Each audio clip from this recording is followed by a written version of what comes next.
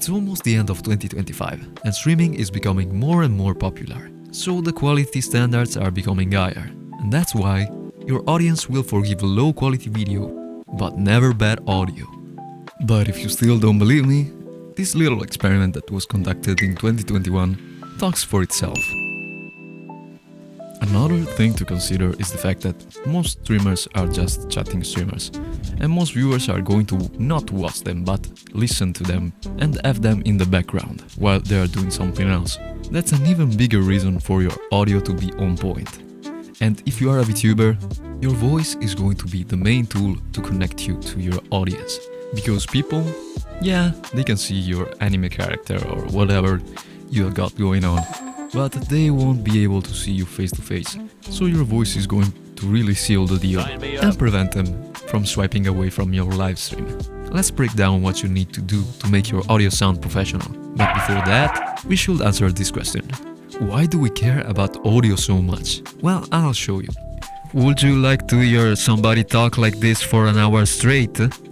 Or maybe turn the volume of your device all the way up and hear the background noise and this off the microphone. And to top it all off, when you switch streams you get jump scared by the difference in volume. There are also more or less known facts about how we naturally react to audio. For example, we find brighter sounds more loud and exciting, but after a while it causes us ear fatigue.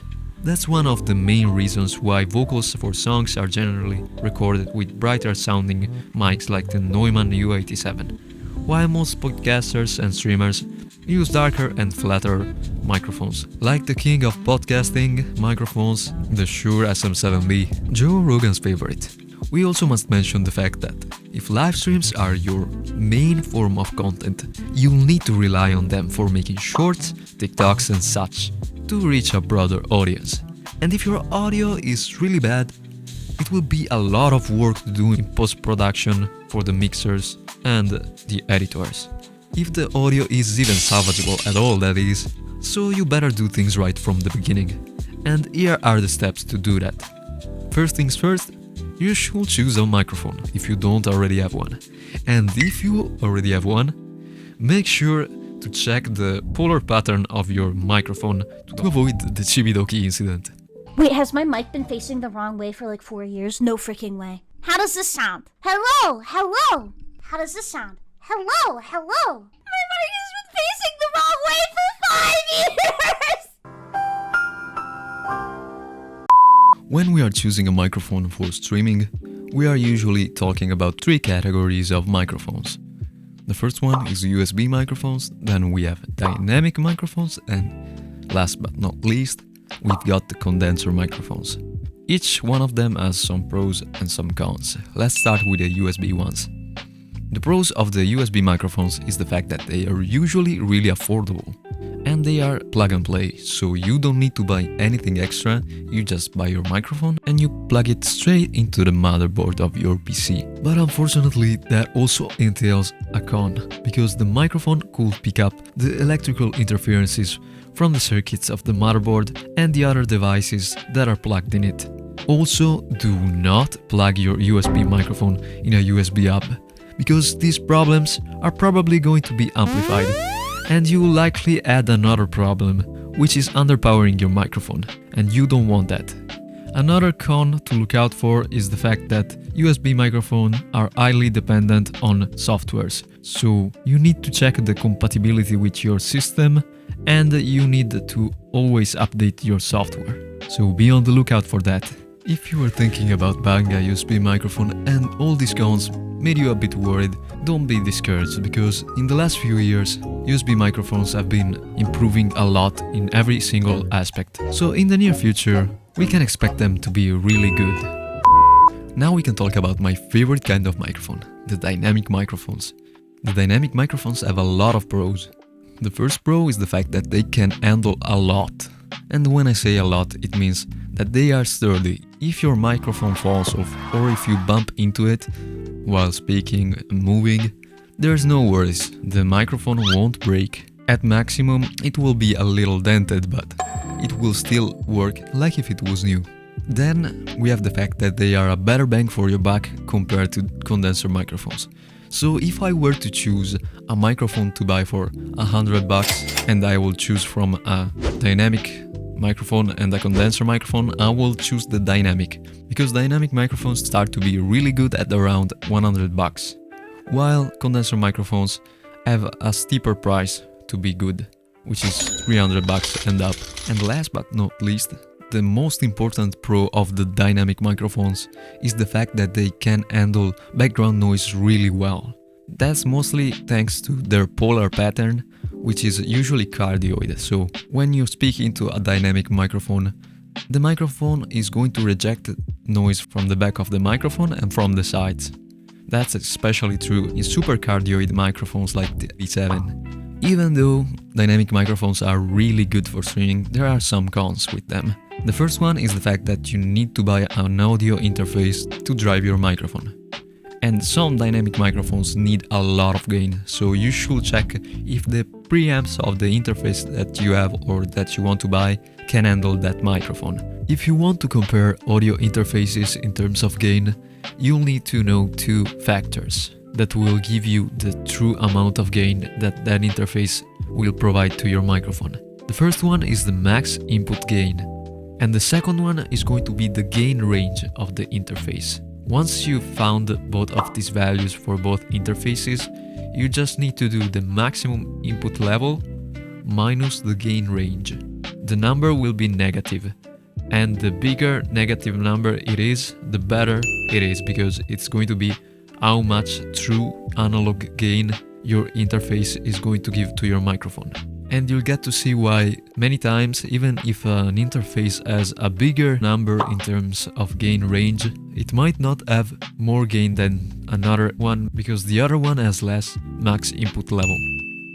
You want a high power preamp because your signal to noise ratio should be the best possible. If you don't drive it with enough gain, when you raise the volume in post-processing and with the digital gain, all the imperfections from your room, all the hiss, all the noises will come out. Then another con is the fact that you need to speak closely into them, so you need to be like 4 to 5 inches away from the microphone when speaking to get the best possible sound. And even moving your head a little bit can change drastically the sound of the microphone. Another thing to consider for VTubers is the fact that these microphones could cover part of your face if you're not careful. Just place them at 45-degree angles so you can show off your mouth and your beautiful face tracking better. Finally, we can talk about condensers. The pros of the condenser microphones is the fact that they are the music industry standard, so every vocal that you've been hearing in the last decade or the past 2 decades are probably recorded with a condenser microphone.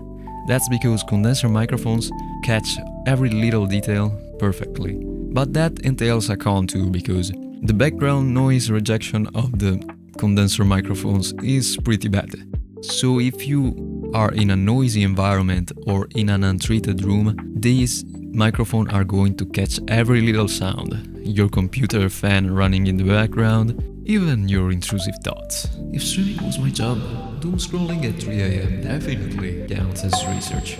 So if you want to buy a condenser microphone, you should consider investing in some acoustic treatment first.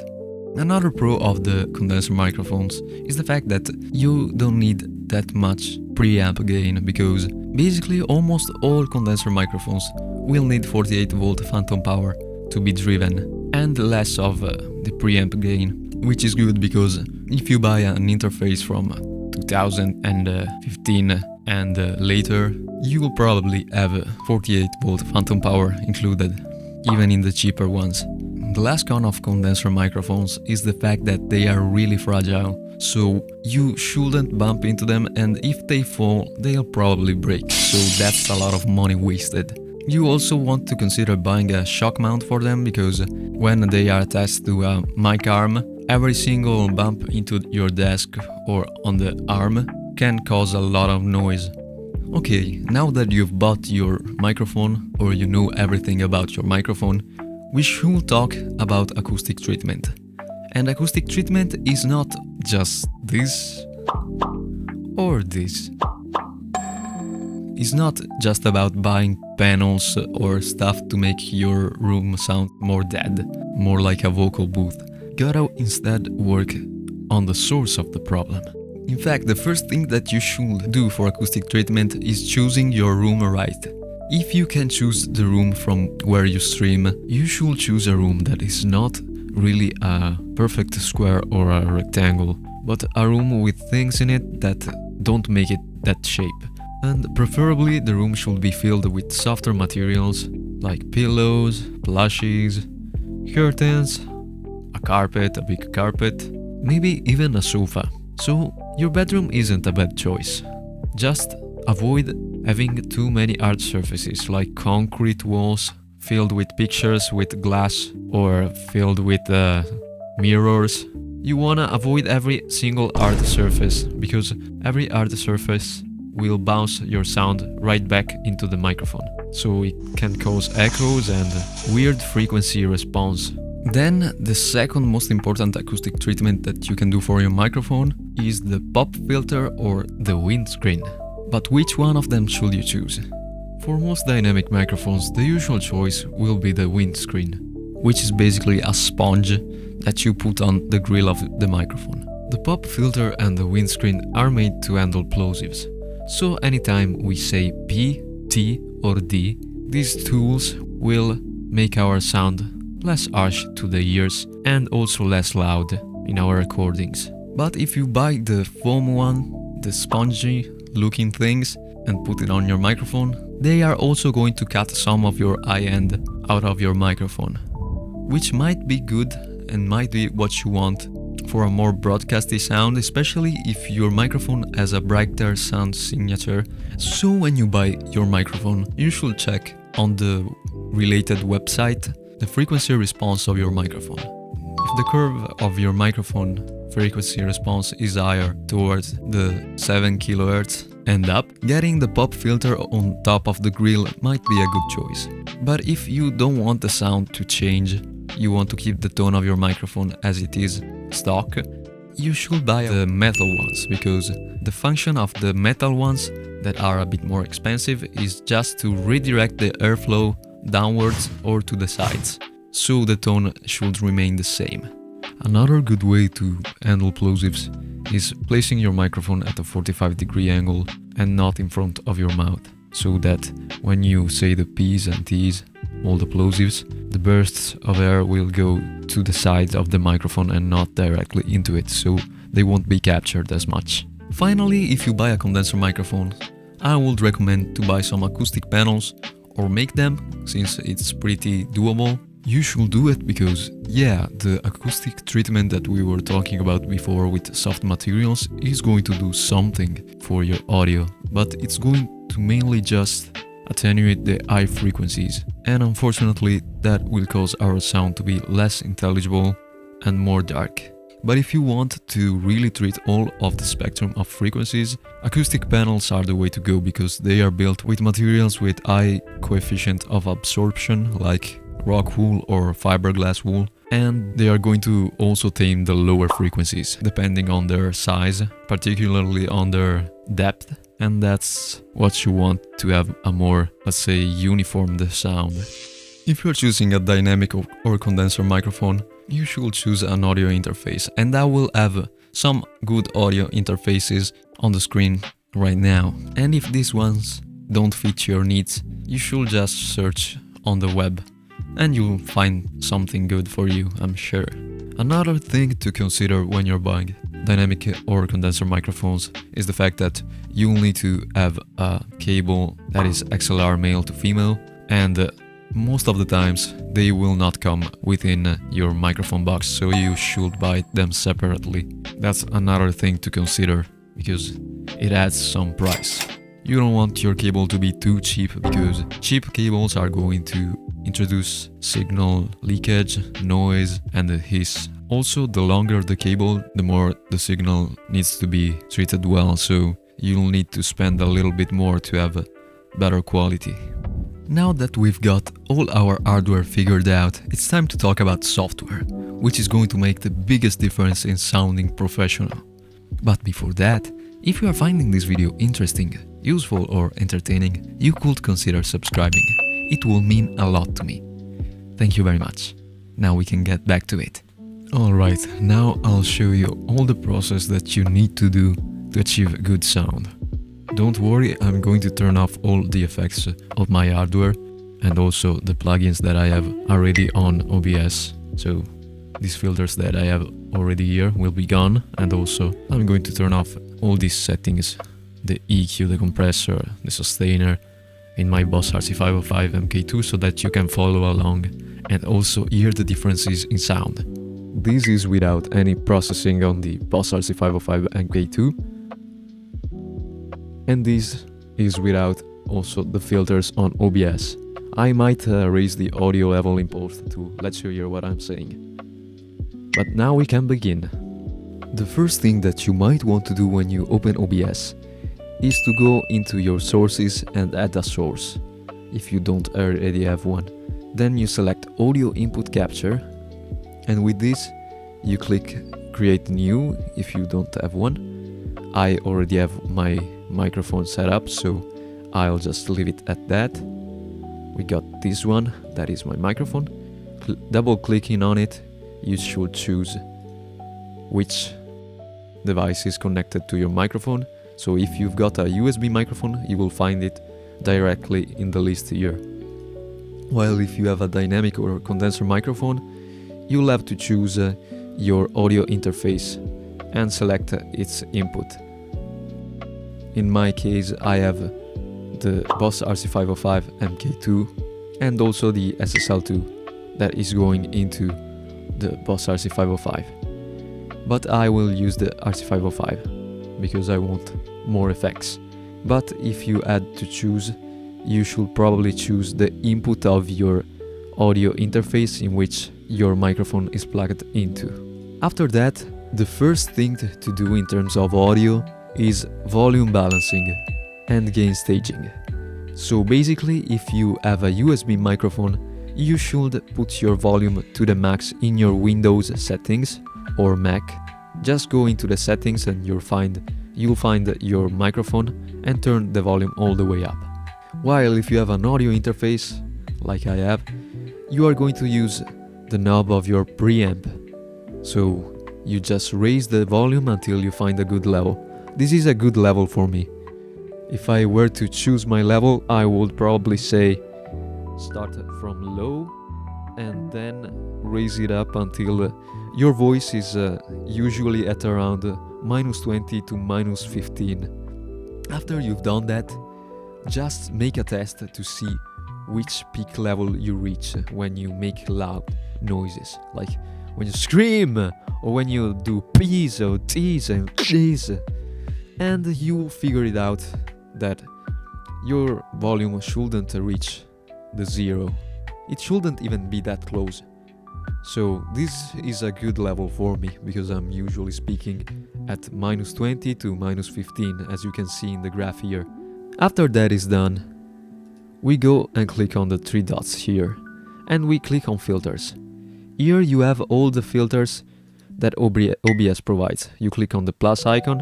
These filters that are inactivated are part of my chain. I don't use them all, so don't worry about that. You will have these filters to choose from. The first one that you should take is the noise gate. What is the function of the noise gate? Let me turn it off while I'm explaining. The noise gate, as the name entails, is basically a gate for your signal to go through. We have two really important settings. We have the open threshold and the closed threshold. The closed threshold signals when the noise gate should close. So when the signal that we are outputting from our microphone is lower than -47 dBs, the gate will close. So there will be no sound that's going to pass through if it's not louder than the open threshold. So this function is to not allow the background noises to pass. While the open threshold is what is going to be the threshold for the gate to open, and it's obviously going to be higher than the closed threshold. Don't make them the same because it's going to cause problems.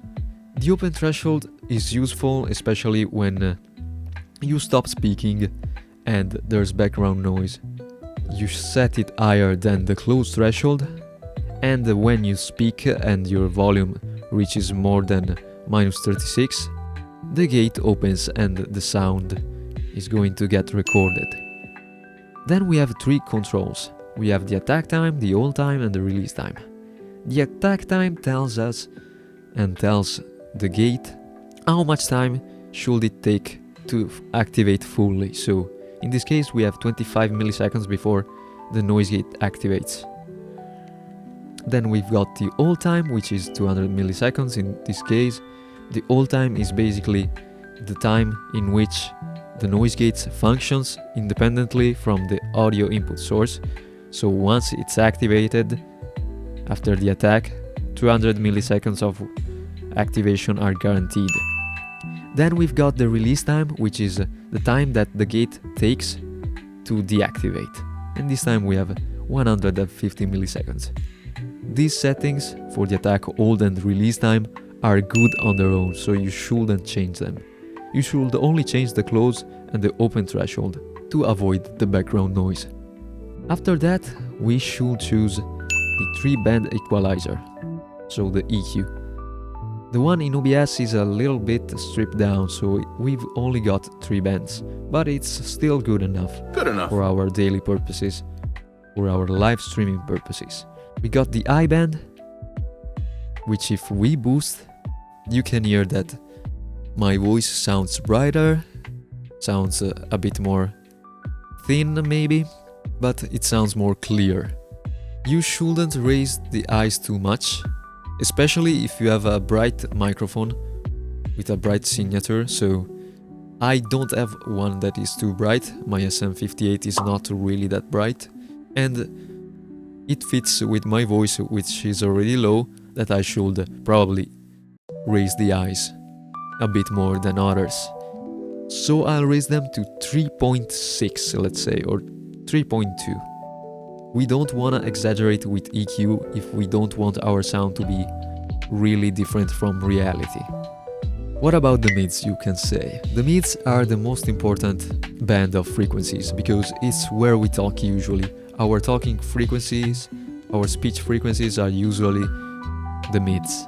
So we shouldn't touch them too much. I'll lower them just a bit because I'm talking closely to the microphone, and also I want to emphasize the lows and the highs.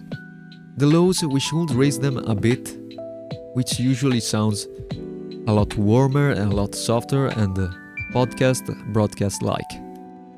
Boost the lows a lot, especially if you have a brighter voice, but don't boost them if you have a really bassy voice. Mine is towards more towards the bass, but it's still understandable when I raise the lows. If you are a bass singer or anything like that, you don't need to boost the lows that much. One thing that we must not forget to mention when talking about bass, even though I forgot to talk about it in the tutorial, is the proximity effect.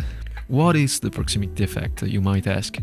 The proximity effect is something that only happens in directional microphones like cardioid or supercardioid, and is basically something that happens because the lower frequency sound waves keep a higher intensity while they travel in space. So while the higher frequencies drop off in intensity really fast, the lower frequencies don't. And the pressure of these lower frequencies, when it reaches the capsule of the microphone, it's harder than the higher frequencies. So basically when we talk up close into a microphone, the highs don't get boosted as much, while the lows get boosted quite a lot. And that's what the proximity effect is. So, like now I'm 4 to 5 inches away from my microphone, but if I get really close, you can really hear a boost in the lower frequencies. This is what makes this kind of ASMR sound, this kind of radiophonic sound, the boost in the lows that happens from proximity effect. The next thing that we want to add, and the most important thing in my opinion, is going to be a compressor. The compressor is really going to shape your sound differently. The most important aspect of the compressor is also in this case the threshold. The threshold is going to determine when to activate the compressor. In this case we have a minus 18 dBs, which we are reaching normally when we are speaking here, as you can see in the audio mixer down below. But I want to lower it a bit because my normal speech is more towards minus 20, something around there. And the next most important control is the ratio. What is the ratio of a compressor? But first of all, what does a compressor do? A compressor is made to basically squash the sound and control, let's say, the dynamic range of a speech. So when we get too loud, a compressor is going to squash down our sound so that we don't clip, so we don't distort, and so that our tone, our speech level remains pretty much the same all the way through. The ratio is really important for that because, as we can see here, is 10 to 1. What does that mean? When we have a threshold of minus 20.4 dBs and a ratio of 10 to 1, this means that every 10 decibels that are above the minus 20.4, so for example, we have our input level from the microphone that normally without a compressor would go to minus 10.4 dBs. If we have the threshold at minus 20.4 and the ratio at 10 to 1, this means that only 1 dB out of 10 will get through this threshold. So the input level here in the graph down below will only reach minus 19.4. This is important, so choose your ratio wisely, because the higher the ratio, the more squashed is the sound. For vocals, for generic speech level, you should go from 2.5 to 5, maybe 6 at maximum of a ratio.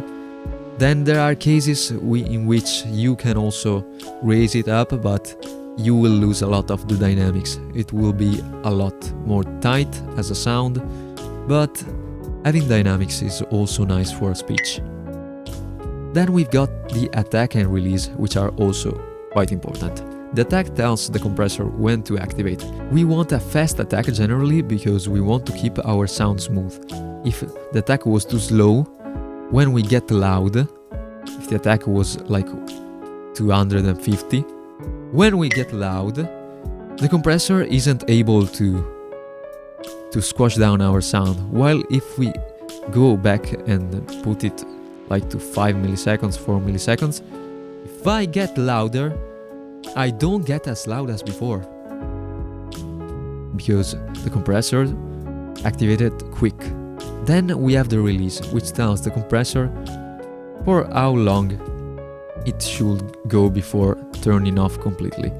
So basically 60 milliseconds is a bit short for speech, in my opinion. We want to put it around 100 milliseconds. Finally, we have the output gain. You can notice that when we turn off the compressor, our volume reaches at points minus 10. So when we enable the compressor, as you can see, we don't reach minus 10 anymore. We are at minus 15 at max.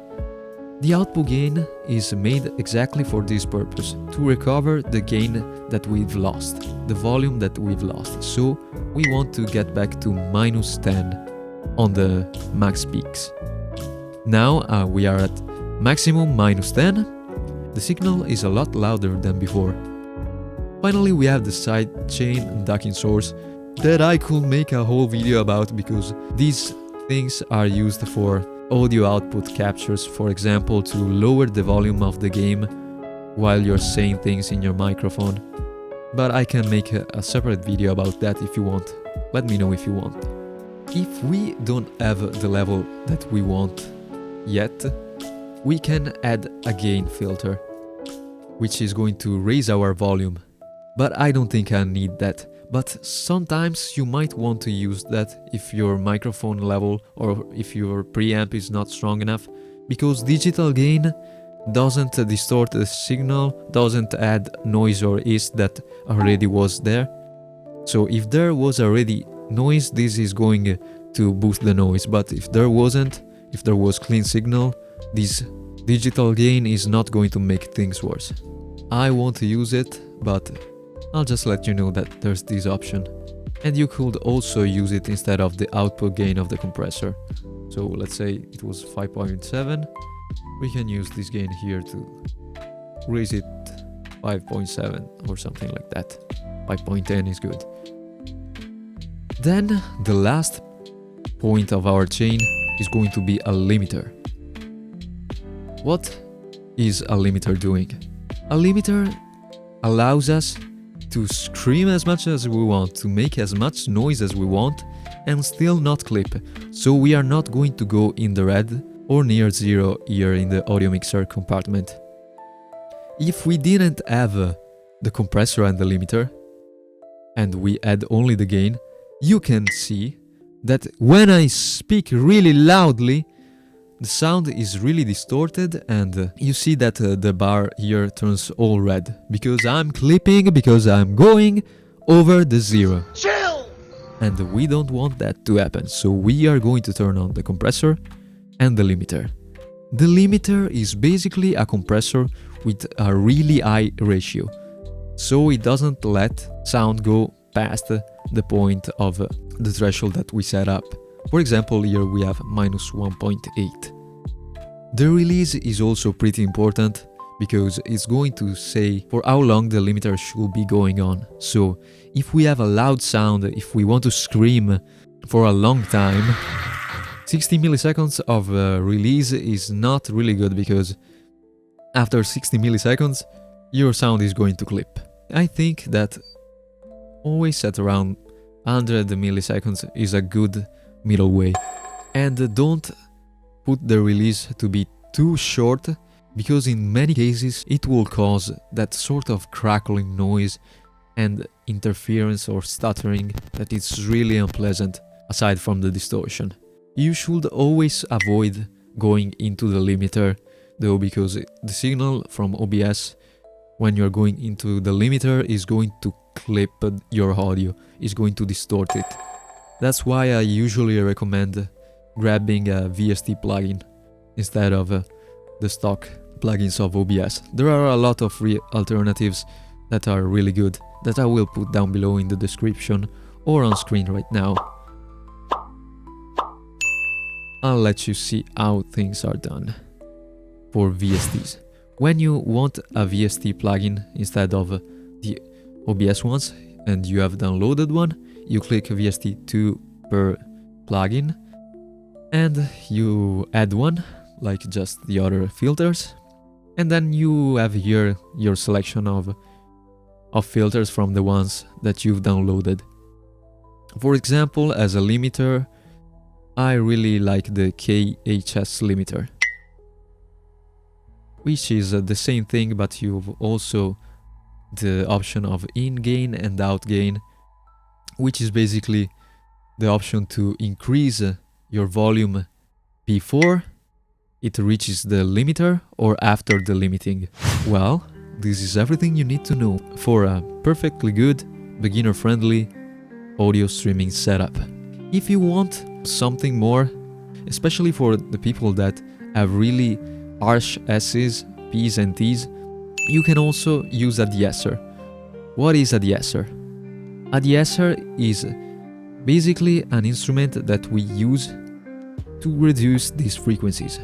For a de-esser I use the TDR Nova, which isn't exactly a de-esser, but it's a dynamic EQ.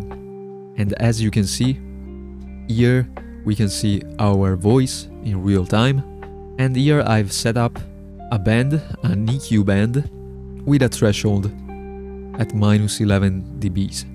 So that when I say words with the S or T, you can see that the dynamic EQ is engaged. This EQ I've set up that it lowers this range of sound, so 5 kHz to 6 kHz, which is my range of S and Ts, to be lowered by minus 2.9 dBs once we reach this threshold. To control the size of the curve, we can use the Q value to make our curve wider or smaller. But usually smaller is better if you are able to find your sibilance point, and you have also the ratio here. I could make a whole video on this dynamic EQ, which is really useful. Let me know in the comments below if you want one. There are also a lot more effects for creative purposes like reverbs, delays, and a lot of things like that I could do a video about and are really useful for maybe karaoke, streams or anything like that. Let me know if you want a video like that too. But that's it for now. Thank you very much for following all the way through. If you have any questions, feel free to write them in the comments down below. I don't bite, I'm here to answer you.